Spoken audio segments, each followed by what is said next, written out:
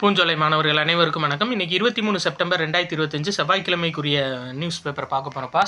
Headline என்ன அப்படின்னு சொல்லி பார்த்தீங்கன்னா, 2417 செவிலியர் பணியிடங்கள் விரைவில் நிரப்பப்படும் அப்படின்னு சொல்லியிருக்காரு முதலமைச்சர்.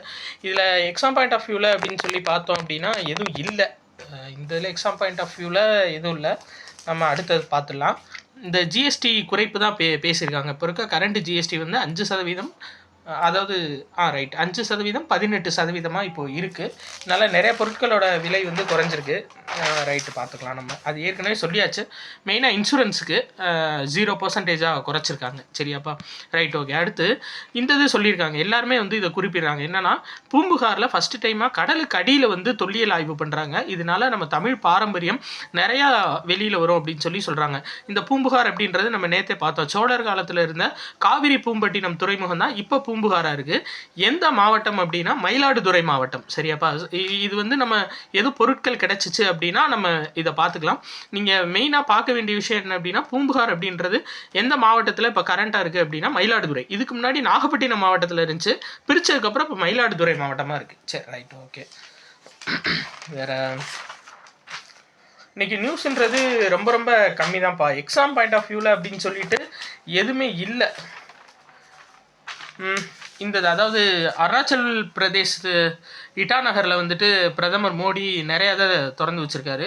ஸோ அருணாச்சல் பிரதேசத்தோட முதல்வர் பேர் என்னன்னா பெமா காண்டு. இதை ஞாபகம் வச்சுக்கோங்க. அதே மாதிரி செலா சுரங்கப்பாதை இது எந்த மாநிலத்தில் அமைந்துள்ளது அப்படின்னா அருணாச்சல் பிரதேசத்தில் அமைந்துள்ளதுப்பா.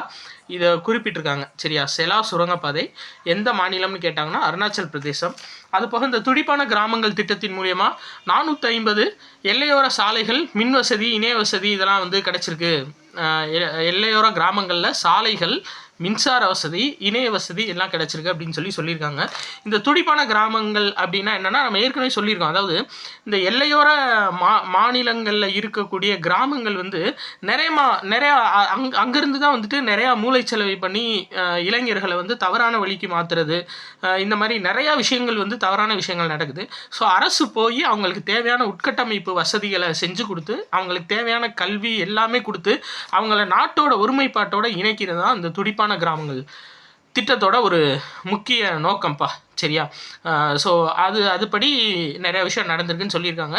ஸோ நீங்கள் ஞாபகம் வச்சுக்க வேண்டியது துடிப்பான கிராமங்கள் திட்டம் அப்படின்னா இதான். அடுத்து பாருங்கள், உடான் திட்டத்தின் கீழ் மாநிலத்தின் தொலைதூர கிராம பகுதிகளுக்கு ஹெலிகாப்டர் இறங்குதளங்கள் அமைக்கப்படும் அப்படின்னு சொல்லியிருக்காங்க. உடான் திட்டம் அப்படின்னா ஒன்றும் கிடையாது.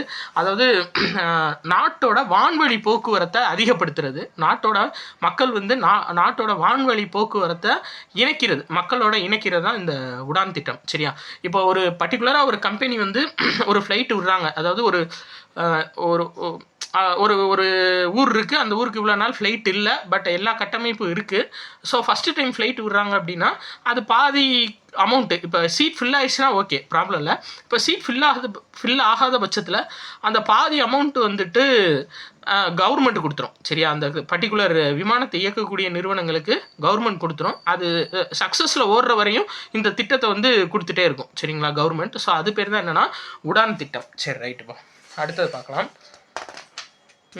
இந்த S-400 ரஷ்யா வழங்குறது அடுத்த ஆண்டு நிறைவு பேர் தான். அதுக்குள்ளே நாங்கள் வாங்கின ஆர்டர் எல்லாத்தையும் கொடுத்துறோன்னு சொல்லியிருக்காங்க. அடுத்து S-400க்கு பதில் S-500 வான் பாதுகாப்பு அமைப்பை வந்து அடுத்து இந்தியா கேட்டிருக்காங்க ரஷ்யாட்ட. அவங்களுக்கு என்ன வியாபாரம் தானே, அதனால் கொடுத்துருவாங்கப்பா. இந்த நம்ம பார்த்தோம் இந்த H1B விசா விஷயம்.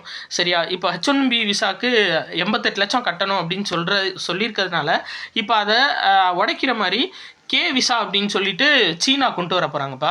இந்த H1B விசாவுக்கு அதாவது தடை இல்லை, இந்த அமௌண்ட்டு கூட்டினதுக்கு வந்துட்டு அவங்க நாட்டிலேருந்தே ஏகப்பட்ட எதிர்ப்பு வருது. அமெரிக்காவிலேருந்தே ட்ரம்ப்புக்கு நிறைய எதிர்ப்பு வருது. ஏன் அப்படின்னா, நம்ம ஏற்கனவே சொன்ன மாதிரி தான் இந்த H1B விசா அப்படின்றது வேறு நாட்டில் இருக்க மிகச்சிறந்த அறிவாளிகளை அமெரிக்காவோட கட்டமைப்புக்காக அதிக சம்பளம் கொடுத்து இந்த H1B விசாவும் கொடுத்து கூப்பிடுவாங்க. இப்போது நம்ம நாட்டையும் சைனாவையும் பழி வாங்குறதா நினச்சிக்கிட்டு அவர் நாட்டோட முன்னேற்றத்தை அவரே வந்து கெடுத்துக்கிறாரு. ஸோ இது வந்து அவங்க சொந்த நாட்டுக்குள்ளேயே மிகப்பெரிய எதிர்ப்பலைகள் வந்து கிளம்பியிருக்கு.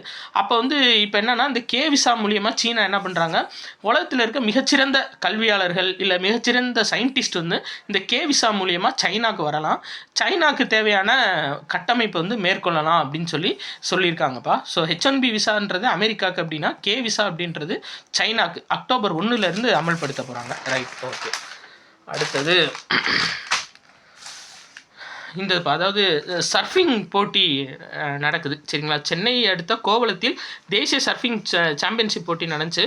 இதில் வந்து ஒட்டுமொத்த எல்லா சர்ஃபிங் இதுலேயும் சரிங்களா, எல்லா சர்ஃபிங் டிவிஷன்லேயும் ஜெயிச்சவர் யார் அப்படின்னா கிஷோர் குமார். சரி, அதை ஞாபகம் வச்சுக்கோங்க. அதே மாதிரி அண்டர் 16 அதில் வந்து கமலி மூர்த்தி அவங்க வந்து ஜெயிச்சிருக்காங்கப்பா மகளிரில். சரியா, மகளிர் பிரிவில் அண்டர் 16 கமலி மூர்த்தி ஜெயிச்சிருக்காங்க. அதே மாதிரி அண்டர் 16 ஆடவர் பிரிவில் வந்து பார்த்தீங்க அப்படின்னா சோம் சேத்தி, மாமல்லபுரத்தை சேர்ந்த ஹரிஷ் 2 பேரும் பட்டம் வென்றிருக்காங்கப்பா. ஸோ உங்கள் நேம் எல்லாத்தையும் நோட் பண்ணி வச்சுக்கோங்க, கட்டாயம் இது வந்து கேட்கலாம். ஏன்னா சர்ஃபிங் அப்படின்றது ஒரு டிஃப்ரெண்ட்டானது. அடுத்து பாருங்களேன், மாநிலங்களின் வருவாய் உபரி CAG அறிக்கை கொடுத்துருக்காங்க. இதில் பாருங்கள், பற்றாக்குறை அதிகம் உள்ள 5 மாநிலங்களில் 2வது இடத்துல தமிழ்நாடு இருக்குப்பா. தமிழ்நாட்டோட நிதி பற்றாக்குறை 36,215 கோடியா. அந்த அளவுக்கு வந்து நிதி பற்றாக்குறை தமிழ்நாட்டோட இயங்கிட்டு இருக்கு. ஆனால் வரி வருவாய் உபரி பார்த்தீங்க அப்படின்னா உத்தரப்பிரதேசம் அவங்களோட செயல்பாடு போக அவங்களுக்கு வரி வருவாய் வந்து 37,263 கோடி ரூபாய் உபரியாக இருக்குது. ஸோ ஃபஸ்ட் இடத்துல உத்தரப்பிரதேஷ், 2வது இடத்துல குஜராத், 3வது இடத்துல ஒடிசா இருக்காங்க வரி வருவாய் உபரியில். ஆனால் பற்றாக்குறை அதிகமாக இருக்கிறது எது அப்படின்னா ஆந்திர பிரதேசம் முதல் இடத்துல, தமிழ்நாடு 2வது இடம், ராஜஸ்தான் 3வது இடத்துல இருக்காங்க. சரியாப்பா, ரைட், ஓகே. வேறு நியூஸ் அவ்வளோதான்ப்பா. இன்றைக்கி வந்துட்டு அதிகபட்சமாக நியூஸ் இல்லை, இவ்வளோ தான் நியூஸ்ப்பா. ஸோ அடுத்த மாதம் மேதகு அப்படின்ற பேரில் நம்ம ஃபுல் கரண்ட் அஃபேர்ஸ் வந்து தொகுத்து கொடுக்க போகிறோம். ஃபுல் அண்ட் ஃபுல் ஓப்பன் சோர்ஸில் தான் நம்மளோட டெலகிராம் குரூப்பில் வரும். டெலகிராம் குரூப்பில் இல்லாதவங்க ஜாயின் பண்ணிக்கோங்கப்பா. நன்றி.